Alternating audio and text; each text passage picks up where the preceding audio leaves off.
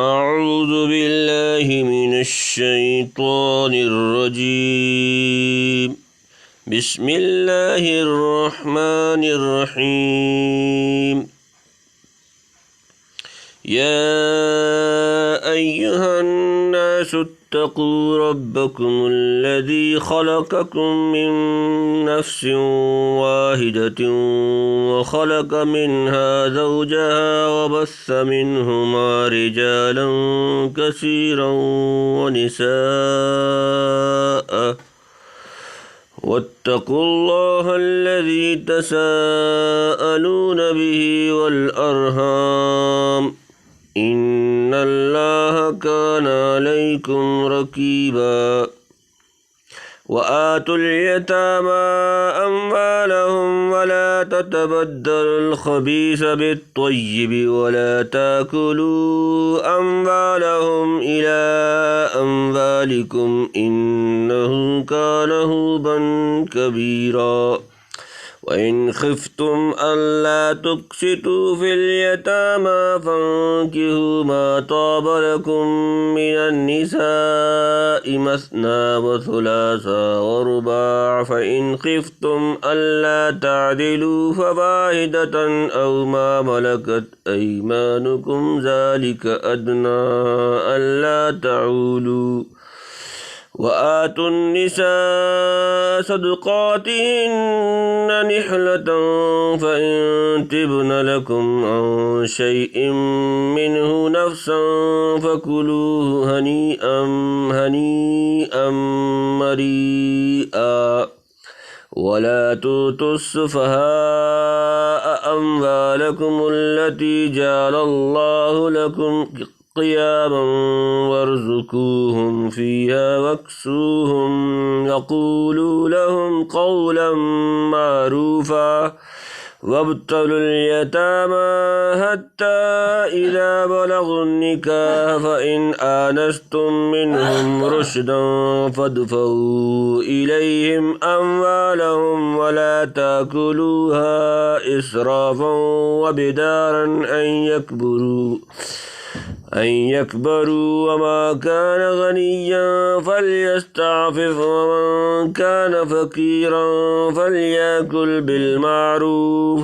فإذا دفعتم إليهم أموالهم فأشهدوا عليهم وكفى بالله حسيبا. للرجال نصيب مما ترك الوالدان والأقربون وللنساء نصيب مما ترك الوالدان والأقربون مما قل منه أو كثر نصيبا مفروضا. وإذا حضر القسمة أولو القربى واليتامى والمساكين فارزقوهم منه وقولوا لهم قولا معروفا. وليخشى الذين لو تركوا من خلفهم ذرية ضعافا خافوا عليهم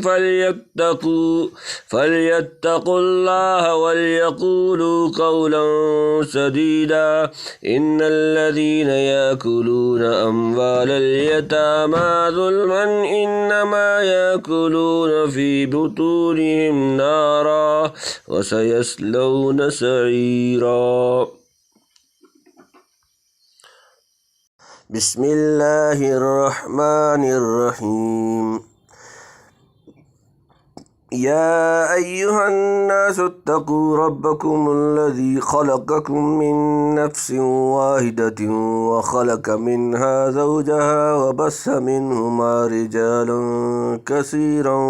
ونساء واتقوا الله الذي تساءلون به والأرحام إن الله كان عليكم رقيبا. आसान तर्जमा। या अय्युहा ए अन्नासु लोग इत्तकू डरो रब्बकुम अपने रब अल्लज़ी वो जिसने खलक़कुम तुम्हें पैदा किया मिन से नफ्सिन जान वाहिदतिन एक व खलका और पैदा किया मिनहा उससे ज़ौजहा जोड़ा उसका व बस्सा اور پھیلائے منہما دونوں سے رجالاً مرد جمع کثیراً بہت و نساءً اور عورتیں واتقو اور ڈرو اللہ الذی وہ جو تساءلون آپس میں مانگتے ہو بھی اس سے اس کے نام پر والارحام اور رشتے ان بے شک اللہ کانا ہے رقیبہ نگہبان۔ اے لوگو ڈرتے رہو اپنے رب سے جس نے پیدا کیا تم کو ایک جان سے اور اسی سے پیدا کیا اس کا جوڑا اور پھیلائے ان دونوں سے بہت مرد اور عورتیں اور ڈرتے رہو اللہ سے جس کے واسطے سے سوال کرتے ہو آپس میں اور خبردار رہو قرابت والوں سے بے شک اللہ تم پر نگہبان ہے۔ یعنی حضرت آدم علیہ السلام سے اول تو حضرت حوا کو ان کی بائیں پسلی سے نکالا پھر ان دونوں سے تمام مرد اور عورتوں کو پیدا کیا اور دنیا میں پھیلایا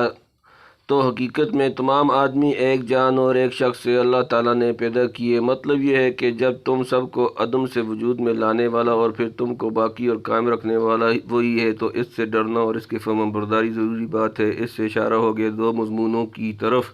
اول یہ کہ اللہ تعالیٰ تم سب کا خالق اور موجد ہے، دوسرے یہ کہ تمام آدمیوں کے لیے سبب وجود کے جس سے اللہ تعالیٰ نے سب کو پیدا فرمایا ایک ہی جان یعنی ابو البشر آدم علیہ السلام ہے، جس سے معلوم ہو گیا کہ ہمارا اصلی تعلق تو اللہ سے ہے کیونکہ علت نامہ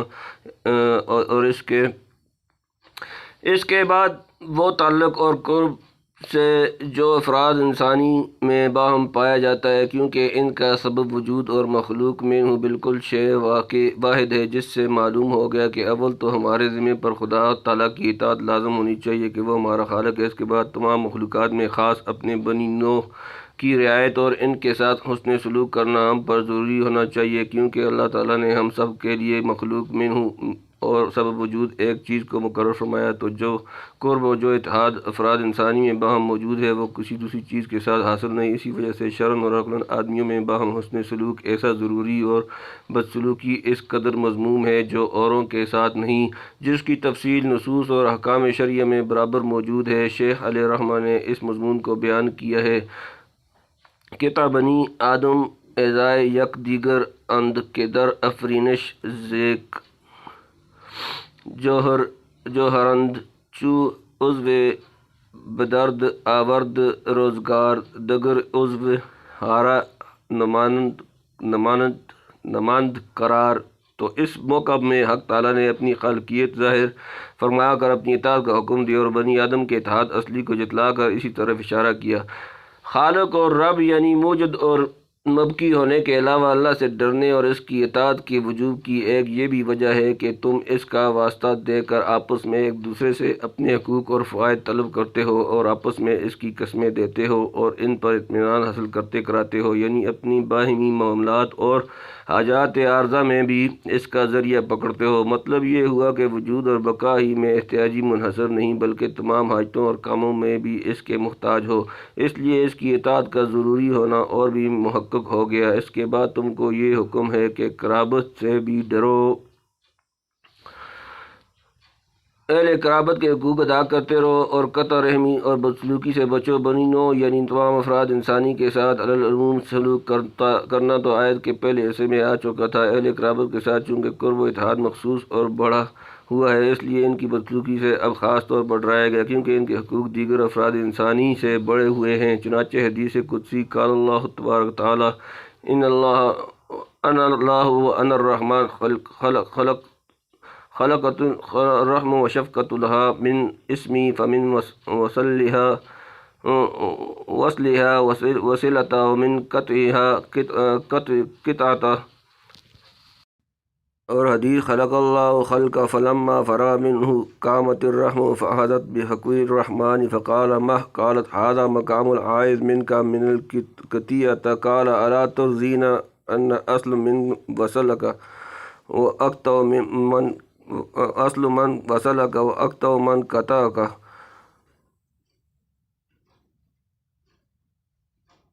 قال الا ترضين ان اصل من وصلك واقطع من قطعك قالت بلى يا ربي قال فذاك۔ اور حدیث الرحم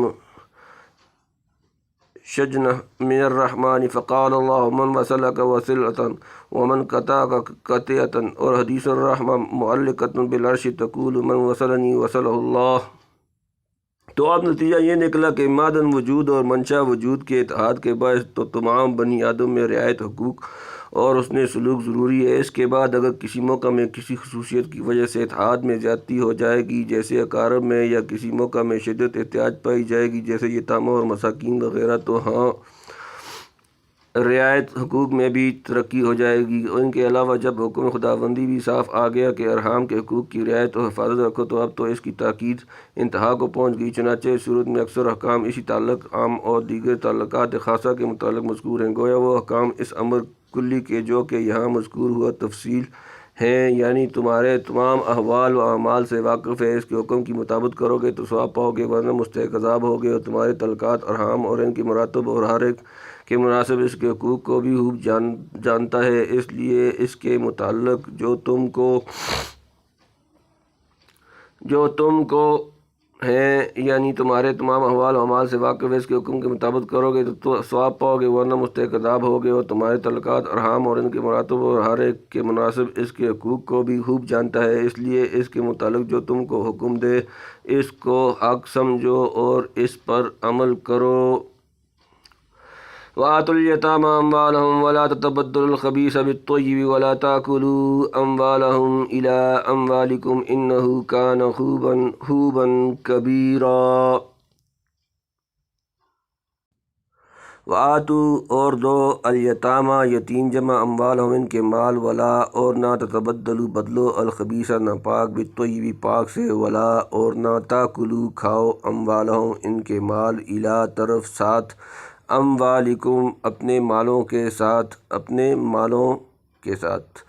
انہو بے شک کانا ہے، حوباً گناہ، کبیراً بڑا، اور دے ڈالو یتیموں کو ان کا مال، اور بدل نہ لو برے مال کو اچھے مال سے، اور نہ کھاؤ ان کے مال اپنے مالوں کے ساتھ ملا کر۔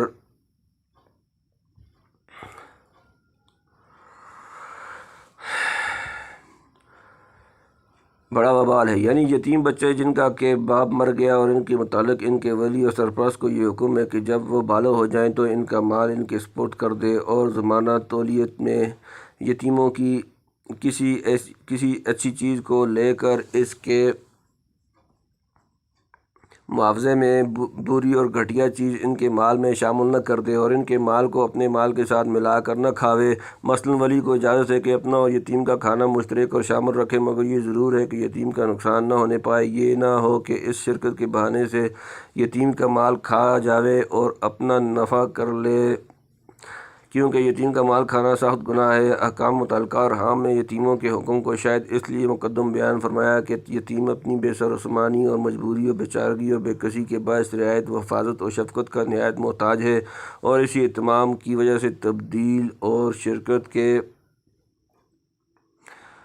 نقصان کی بھی کھول کر ممانعت فرما دی۔ اور آئندہ متعدد آیات میں بھی یتیموں کے متعلق چند احکام ارشاد ہوئے جن سے اہتمام مذکور ظاہر و باہر معلوم ہوتا ہے، اور یہ تمام احکام و تاکیدات یتیموں کے حق میں ہیں۔ البتہ وہ یتیم جو قرابت دار ہیں ان کے بارے میں تاکید میں زیادہ شدت ہوگی، اور وہی شان نزول اور سبب ربط بین الآیات ہیں، اور عادت و عرف کے بھی موافق ہیں، کیونکہ یتیم بچے کا ولی اکثر اس کا کوئی قریب ہی ہوتا ہے۔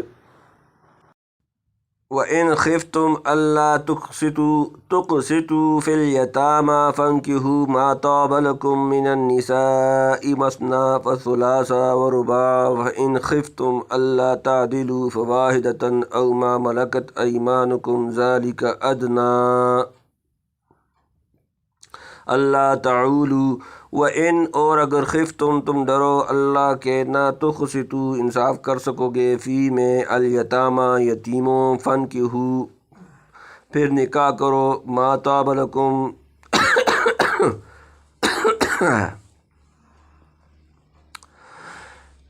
ما جو طابہ پسند ہو، لکم تمہیں، من سے النسائی عورتیں، مثنیٰ دو دو، وثلاثہ اور تین تین، ورباع اور چار چار، فإن پھر اگر خفتم تمہیں اندیشہ ہو، اللہ کے نہ تعدلوا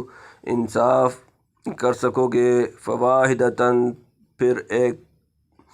تو ایک ہی، او ما یا جو ملکت ایمانکم لونڈی جس کے تم مالک ہو، ذالکا یہ ادنا قریب تر، اللہ کے نہ تعولو جھک پڑو، اور اگر ڈرو کہ انصاف نہ کر سکو گے یتیم لڑکیوں کے ساتھ تو نکاح کر لو، اور جو عورتیں تم کو خوش آویں، دو دو تین تین چار چار، پھر اگر ڈرو کہ ان میں انصاف نہ کر سکو گے تو ایک ہی نکاح کر لو، یا لونڈی جو اپنا مال ہے اس میں امید ہے کہ ایک طرف نہ جھک پڑو گے۔ حدیث صحیحہ میں منقول ہے کہ یتیم لڑکیاں جو اپنے ولی کی تربیت میں ہوتی تھیں اور وہ لڑکی اس ولی کے مال اور باب میں بوجہ قرابت باہمی شریک ہوتی، تو اب دو صورتیں پیش آتیں۔ کبھی تو یہ ہوتا کہ ولی کو گو اس کا جمال اور مال دونوں مرغوب ہوتے، تو وہ ولی اس کا جمال اور مال دونوں مرغوب ہوتے تو وہ ولی اس تھوڑے سے مہر پر نکاح کر لیتا، کیونکہ دوسرا شخص اس لڑکی کا حق مانگنے والا تو کوئی ہے ہی نہیں۔ اور کبھی یہ ہوتا کہ یتیم لڑکی کی صورت تو مرغوب نہ ہوتی، مگر ولی یہ خیال کرتا کہ دوسرے سے نکاح کر دوں گا تو لڑکی کا مال میرے قبضے سے نکل جائے گا اور میرے مال میں دوسرا شریک ہو جائے گا، اس مصلحت سے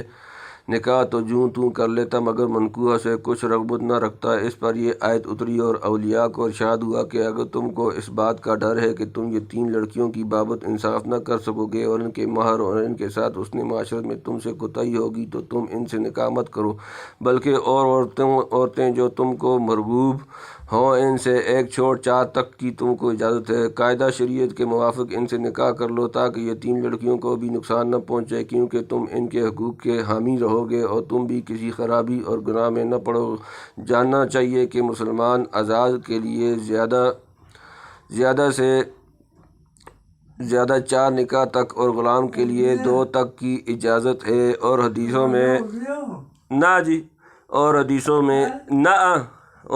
میں بھی اس کی تصریح ہے، اور ائمہ دین کا بھی اس پر اجماع ہے، اور تمام امت کے لیے یہی حکم ہے۔ صرف رسول اللہ کی خصوصیت اور آپ صلی اللہ علیہ وسلم کا امتیاز ہے کہ اس سے زائد کی اجازت ہے۔ فائدہ یتیم لڑکیوں کے نکاح کی تیسری صورت یہ بھی ہے، حدیث میں ہے کہ جس یتیم لڑکی کی طرف صورت اور مال دونوں وجہ سے بے رغبتی ہوتی تھی، اس کا نکاح ولی دوسری جگہ کر دیتا تھا، مگر ظاہر ہے کہ اس آیت کو اس صورت سے تعلق نہیں۔ فافہم یعنی اگر تم کو اس کا ڈر ہو کہ کئی عورتوں میں انصاف اور مساوات کے مطابق معاملہ نہ کر سکو گے، تو پھر ایک ہی نکاح پر قناعت کرو، یا صرف لونڈیوں پر ایک ہو یا زیادہ بس کرو، یا ایک منکوحہ کے ساتھ ایک یا چند لونڈیوں کو جمع کر لو، یعنی صرف ایک عورت سے نکاح کرنے میں، یا فقط اپنی لونڈی یا اپنی لونڈیوں پر قناعت کرنے میں، یا ایک نکاح کے ساتھ ایک لونڈی یا چند لونڈیوں کو جمع کرنے میں، اس بات کی توقع ہے کہ تم بے انصافی اور خلاف عدل سے محفوظ رہو گے، کیونکہ زوجات کی جو حقوق ہیں وہ اپنی مملوکہ لونڈی کے نہیں کہ ان میں عدل ہونے سے تم پر مواخذہ ہو، نہ ان کے لیے مہر ہے، نہ معاشرت کے لیے کوئی حد مقرر ہے۔ فائدہ جس کی کئی عورتیں ہوں تو اس پر واجب ہے کہ کھانے پینے اور لینے دینے میں ان کو برابر رکھے، اور رات کو ان کے پاس رہنے میں باری برابر باندھے۔ اگر برابری نہ کر سکے تو قیامت کو وہ مفلوج ہوگا۔ ایک کروٹ گھسیٹتی چلے گی، اور کسی کے نکاح میں ایک ہرا اور ایک لونڈی ہو تو لونڈی کو ہرا سے نصف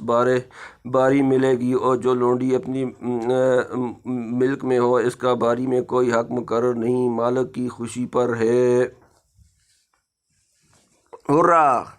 وَآتُوا النِّسَاءَ صَدُقَاتِهِنَّ نِخْلَةً فَإِن طِبْنَ لَكُمْ عَنْ شَيْءٍ مِّنْهُ نَفْسًا فَكُلُوهُ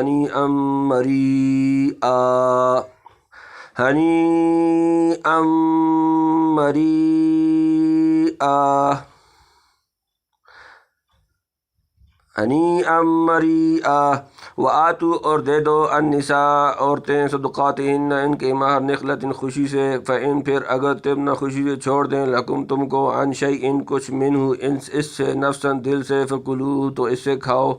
ہنیئا مریئا مزیدار خوشگوار، اور دے ڈالو عورتوں کو مہر ان کے خوشی سے، پھر اگر وہ اس میں سے کچھ چھوڑ دیں تم کو اپنی خوشی سے تو اس کو کھاؤ، رچتا پچتا نہیں ہے بھائی، رچتا بچتا، یعنی جن عورتوں سے نکاح کرو ان کے مہر خوش دلی اور رغبت کے ساتھ خود ادا کر دو، ان کا کوئی حامی عورتوں سے تقاضا کر کے وصول کرنے والا ہو یا نہ ہو، ایسا کرو تو پھر یتیم لڑکیوں سے نکاح کرنے میں کوئی حرج ہی نہیں۔ حرج تو جب ہے کہ مہر دینے میں یا ان کے کسی حق کے ادا کرنے میں گرانی ہو، یعنی اگر عورت اپنی خوشی سے مہر میں سے کوئی مقدار زوج کو معاف کر دے یا لے کر پھر زوج کو ہبہ کر دے تو اس میں کچھ حرج نہیں۔ زوج اس خوشی سے کھا لے جو کھانا لذیذ ہو اور طبیعت اس کو رغبت کے ساتھ قبول کر لے، اس کو ہنی کہتے ہیں اور ہنی مون کہتے ہیں، اور جو کھانا ہضم ہو کر بخوبی جز بدن اور موجب صحت قوت ہو وہ مری ہے، مری میں جا کے۔ وَلَا تُؤْتُوا السُّفَهَاءَ أَمْوَالَكُمُ الَّتِي جَعَلَ اللَّهُ لَكُمْ قِيَامًا وَارْزُقُوهُمْ فِيهَا وَاكْسُوهُمْ وَقُولُوا لَهُمْ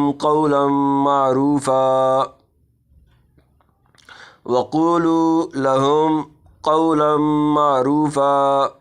ولا اور نہ تو دو السفہاء بے عقل جمع اموالکم اپنے مال التی جو جعل بنایا اللہ لکم تمہارے لیے قیامً سہارا، وارزقوہم اور انہیں کھلاتے رہو، فیہا اس میں، وکسوہم اور انہیں پہناتے رہو، وقولو اور کہو لہم ان سے، قولاً بات، معروفاً معقول، اور مت پکڑا دو بے عقلوں کو اپنا وہ مال جن کو بنایا ہے اللہ نے تمہارے گزران کا سبب، اور ان کو اس میں سے کھلاتے اور پہناتے رہو اور کہو ان سے بات معقول، یعنی اور پہناتے رہو اور کہو ان سے بات معقول، یعنی بے سمجھ لڑکوں کے ہاتھ میں ان کا وہ مال مت دے دو کہ جس کو اللہ تعالیٰ نے آدمیوں کے لیے سامان معیشت بنایا ہے، بلکہ اس کی پوری حفاظت رکھو اور اندیشہ ہلاکت سے بچاؤ، اور جب تک ان کو نفع نقصان کا ہوش نہ آئے اس وقت تک اس کو اس میں سے کھلاؤ پہناؤ، یہ سب تمہارا مال ہے، یہ سب مال تمہارا ہی ہے، ہم تو تمہاری خیر خواہی کرتے ہیں، جب سمجھدار ہو جاؤ گے تم کو ہی دے دیں گے۔ وَابْتَلُوا الْيَتَامَىٰ حَتَّىٰ إِذَا بَلَغُوا النِّكَاحَ فَإِنْ آنَسْتُم مِّنْهُمْ رُشْدًا فَادْفَعُوا إِلَيْهِمْ أَمْوَالَهُمْ وَلَا تَأْكُلُوهَا إِسْرَافًا وَبِدَارًا أَن يَكْبَرُوا، وَمَنْ كَانَ غَنِيًّا فَلْيَسْتَعْفِفْ وَمَنْ كَانَ فَقِيرًا فَلْيَأْكُلْ بِالْمَعْرُوفِ فَإِذَا دَفَعْتُمْ إِلَيْهِمْ أَمْوَالَهُمْ فَأَشْهِدُوا عَلَيْهِمْ وَكَفَى بِاللَّهِ حَسِيبًا۔ آسان ترجمہ وابتلوا اور آزماتے رہو الیتامى یتیم جمع حتیٰ یہاں تک کہ اذا جب بلغوا وہ پہنچیں النکاح نکاح، فإن پھر اگر آنستم تم پاؤ منہم ان میں رشدن صلاحیت، فادفعوا تو حوالے کر دو الیہم ان کی طرف،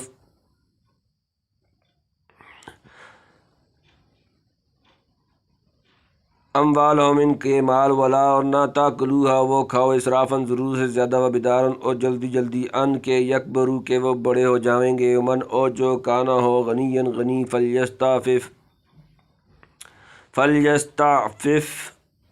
بچتا رہے، ومن اور جو کانا ہو فقیراً حاجت مند، فلیاکل تو کھائے، بالمعروف دستور کے مطابق، فإذا پھر جب دفع تم حوالے کرو الیہم ان کے اموالہم ان کے مال، فاشہدوا تو گواہ کر لو علیہم ان پر، وکفیٰ اور کافی، باللہ اللہ حسیبا حساب لینے والا، اور سداتے رہو یتیموں کو جب تک پہنچے نکاح کی عمر کو، پھر اگر دیکھو ان میں ہوشیاری تو حوالے کر دو ان کے مال ان کا، اور کھا نہ جاؤ یتیموں کا مال ضرورت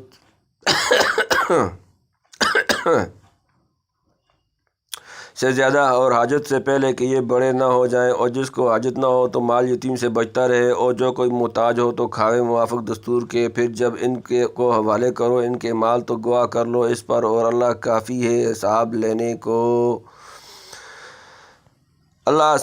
کو کافی ہے، یعنی یتیموں کو سداتے اور آزماتے رہو بلوغ کے وقت تک، پھر بلوغ کے بعد اگر ان میں اپنے نفع نقصان کی سمجھ اور حفاظت و انتظام مال کا سلیقہ پاؤ تو ان کا مال ان کے حوالے کر دو۔ یتیموں کے سدانے اور آزمانے کی عمدہ صورت یہی ہے کہ کم قیمت معمولی چیزوں کی ان سے خرید و فروخت کرائی جائے، اور ان کا طریقہ ان کو بتایا جائے۔ اس سے معلوم ہوا کہ نابالغ کی بیع و شرح ولی کی اجازت سے جو ہوگی وہ درست ہوگی۔ امام ابو حنیفہ کا یہی مذہب ہے، اور اگر بالغ ہو کر بھی اس میں ہوشیاری نہ آئے تو امام ابو حنیفہ کا یہ مذہب ہے کہ 25 برس کی عمر تک انتظار کرو، اس درمیان میں جب اس کو سمجھ آ جائے مال اس کے حوالے کر دو، ورنہ 25 سال پر ہر حال میں اس کا مال اس کو دے دو، پوری سمجھ آئے یا نہ آئے۔ یعنی یتیم کے مال کو ضرورت سے زیادہ صرف کرنا منع ہے، مثلا 1 پیسے کی جگہ 2 پیسے صرف کر دو، اور یہ بھی منع ہے کہ اس بات سے گھبرا کر کے یتیم بڑے ہو کر اپنا مال ہم سے لے لیں گے، خرچ کرنے میں جلدی کرنے لگو۔ خلاصہ یہ ہوا کہ یتیم کے مال کو بقدر ضرورت اور بوقت ضرورت صرف کرنا چاہیے، یعنی یتیم کا مال ولی اپنے خرچ میں نہ لائے، اور اگر یتیم کی پرورش کرنے والا محتاج ہو تو البتہ اپنی خدمت کرنے کے موافق یتیم کے مال میں سے تحقیق لے، مگر غنی کو کچھ لینا ہرگز جائز نہیں۔ جب کسی بچے کا باپ مر جائے تو چاہیے کہ چند مسلمانوں کے روبرو یتیم کا مال لکھ کر امانتدار کو سونپ دیں۔ جب یتیم بالغ ہوشیار ہو جائے تو اس تحریر کے موافق اس کا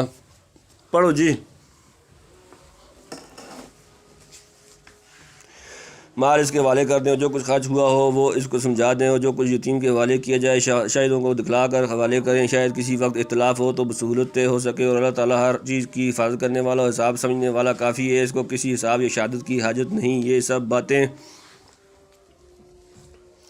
تمہاری سہولت اور صفائی کی وجہ سے مقرر فرمائی۔ جاننا چاہیے کہ یتیم کا مال لینے اور دینے کے وقت گواہ کرنا اور اس کو لکھ لینا مستحب ہے۔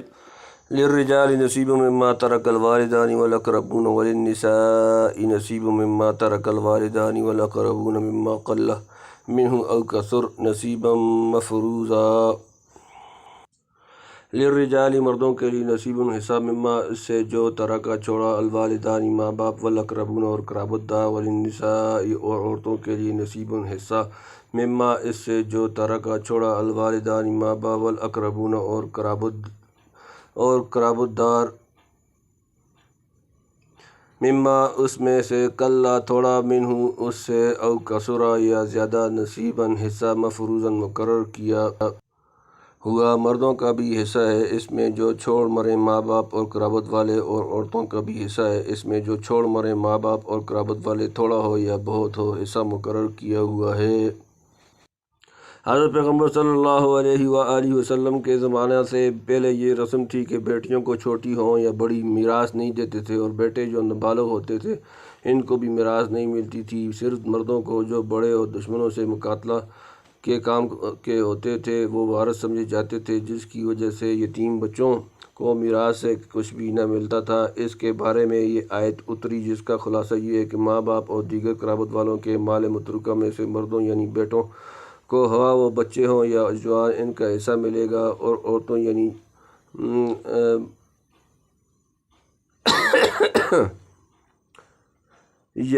بیٹیوں کو بھی بالغ ہوں یا نابالغ، ماں باپ وغیرہ اقارب کے ترکہ میں سے ان کا حصہ دیا جائے گا، اور یہ حصہ مقرر کیے ہوئے ہیں جن کا دینا ضروری ہے، خواہ مال تھوڑا ہو یا بہت۔ اس سے اہل جاہلیت کی رسم و مضمون کا ابطال ہو گیا، اور یتیموں وغیرہ کے حقوق کی حفاظت فرما کر ان کے حق تلفی کو روک دیا۔ فائدہ اس آیت میں حق والوں کا حق اور اس کا تقرر اور تعین بالاجمال بتلایا گیا۔ آئندہ رکوع میں وارثوں کے حصے کی تفصیل آتی ہے۔ وَإِذَا حَضَرَ الْقِسْمَةَ أُولُو الْقُرْبَى وَالْيَتَامَى وَالْمَسَاكِينُ فَارْزُقُوهُم مِّنْهُ وَقُولُوا لَهُمْ قَوْلًا مَّعْرُوفًا۔ وَإِذَا اور جب حاضر ہوں القسمۃ تقسیم کے وقت، اولو القربیٰ رشتہ دار، والیتامى اور یتیم، والمساکین اور مسکین، فارزقوہم تو انہیں کھلا دو، دے دو، منہ اس سے، وقولوا اور کہو، لہم ان سے، قولاً بات، معروفاً اچھی۔ اور جب حاضر ہوں تقسیم کے وقت رشتہ دار اور یتیم اور محتاج تو ان کو کچھ کھلا دو اس میں سے، اور کہہ دو ان کو بات معقول۔ یعنی تقسیم میراث کے وقت برادری اور کنبہ کے لوگ جمع ہوں تو جو رشتہ دار ایسے ہوں جن کو میراث میں حصہ نہیں پہنچتا، جو یتیم اور محتاج ہوں، ان کو کچھ کھلا کر رخصت کرو، یا کوئی چیز ترکہ میں سے حسب موقع ان کو بھی دے دو، کہ یہ سلوک کرنا مستحب ہے۔ اگر مال میراث میں سے کھلانے یا کچھ دینے کا موقع نہ ہو، مثلاً وہ یتیموں کا مال ہے اور میت نے وصیت بھی نہیں کی، تو ان لوگوں سے معقول بات کہہ کر رخصت کر دو، یعنی نرمی سے عذر کر دو کہ یہ مال یتیموں کا ہے اور میت نے وصیت بھی نہیں کی، اس لیے ہم مجبور ہیں۔ ابتدائی صورت میں بیان ہو چکا ہے کہ تمام قرابت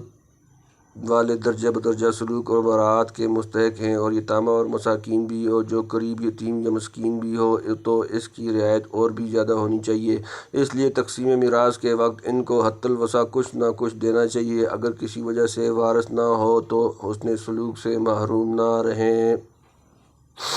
وَلْيَخْشَ الَّذِينَ لَوْ تَرَكُوا مِنْ خَلْفِهِمْ ذُرِّيَّةً ضِعَافًا خَافُوا عَلَيْهِمْ فَلْيَتَّقُوا اللَّهَ وَلْيَقُولُوا قَوْلًا سَدِيدًا۔ وَلْيَخْشَ اور چاہیے کہ ڈریں، الَّذِينَ وہ لوگ، لَوْ تَرَكُوا اگر چھوڑ جائیں، مِن سے خَلْفِهِمْ اپنے پیچھے، ذُرِّيَّةً اولاد، ضِعَافًا ناتواں، خَافُوا انہیں فکر ہو، عَلَيْهِمْ ان کا، فَلْيَتَّقُوا پس چاہیے کہ وہ ڈریں اللہ، وَلْيَقُولُوا اور چاہیے کہ کہیں، قَوْلًا بات، سَدِيدًا سیدھی، اور چاہیے کہ ڈریں وہ لوگ کہ اگر چھوڑی ہے اپنے پیچھے اولاد ضعیف تو ان پر اندیشہ کریں، یعنی ہمارے پیچھے ایسا ہی حال ان کا ہوگا، تو چاہیے کہ ڈریں اللہ سے اور کہیں بات سیدھی۔ یہ ارشاد اصل میں تو یتیم کے ولی اور وصی کے لیے ہے، درجہ بدرجہ اوروں کو بھی اس کا خیال رہے۔ مطلب یہ ہے کہ اپنے مرنے کے بعد جیسا ہر کوئی اس بات سے ڈرتا ہے کہ میری اولاد کے ساتھ سختی اور برائی سے معاملہ کیا جائے، ایسا ہی تم کو بھی چاہیے کہ یتیم کے ساتھ وہ معاملہ کرو جو اپنے بعد اپنی اولاد کے ساتھ پسند کرتے ہو، اور اللہ سے ڈرو اور یتیموں سے سیدھی اور اچھی بات کہو، یعنی جس سے ان کا دل نہ ٹوٹے اور ان کا نقصان نہ ہو بلکہ ان کی اصلاح ہو۔ ان الذین یاکلون اموال الیتامی ظلما انما یاکلون فی بطونہم نارا وسیصلون سعیرا۔ ان بے شک الذین جو لوگ، یاکلون کھاتے ہیں، اموال مال، الیتامی یتیموں، ظلماً ظلم سے، انما اس کے سوا کچھ نہیں، یاکلون وہ بھر رہے ہیں، فی میں بطونہم اپنے پیٹ، ناراً آگ، وسیصلون اور ان قریب داخل ہوں گے، سعیرا آگ دوزخ۔ جو لوگ کہ کھاتے ہیں مال یتیموں کا ناحق، وہ لوگ اپنے پیٹوں میں آگ ہی بھر رہے ہیں اور عنقریب داخل ہوں گے آگ میں۔ آیات متعددہ سابقہ میں یتیموں کے مال کے متعلق مختلف طرح سے احتیاط کرنے کا حکم تھا اور ان کے مال میں خیانت کو بڑا گناہ بتایا گیا ہے۔ اب اخیر میں مال یتیم میں خیانت کرنے پر وعید شدید بیان فرما کر اس حکم کو خوب مؤکد کر دیا کہ جو کوئی یتیم کا مال بلا استحقاق کھاتا ہے وہ اپنے پیٹ میں جہنم کی آگ بھر رہا ہے، یعنی اس کھانے کا یہ انجام ہوگا، اور جملہ اخیر میں اس کو ظاہر کر دیا۔ صدق اللہ العظیم۔